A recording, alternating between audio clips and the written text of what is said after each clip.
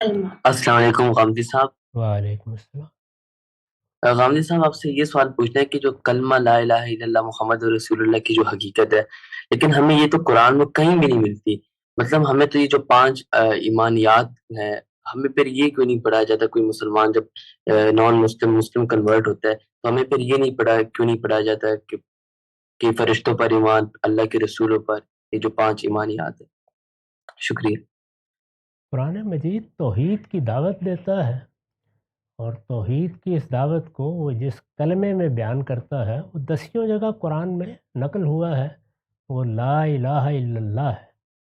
اور اسی طرح سے وہ ہمیں یہ بتاتا ہے کہ میں نے پیغمبروں کا سلسلہ جاری کیا تھا، اس سلسلے کے آخری پیغمبر محمد رسول اللہ صلی اللہ علیہ وسلم ہے، اور یہ بتاتا ہے کہ اب ہم نے اپنا دین ان کے ذریعے سے دیا ہے۔ یہ دونوں باتیں قرآن مجید میں اسی طرح بیان ہوئی ہیں۔ چنانچہ ہم جب مسلمان ہوتے ہیں یا کسی کو مسلمان کرتے ہیں تو اس سے یہ تقاضا کرتے ہیں کہ وہ اس بات کی گواہی دے کہ اللہ کے سوا کوئی الہ نہیں اور محمد صلی اللہ علیہ وسلم اللہ کے رسول ہیں۔ یہ دونوں باتیں بنیادی حیثیت رکھتی ہیں، اس وجہ سے ان سے ایک کلمہ ہم نے ترتیب دے دیا ہے۔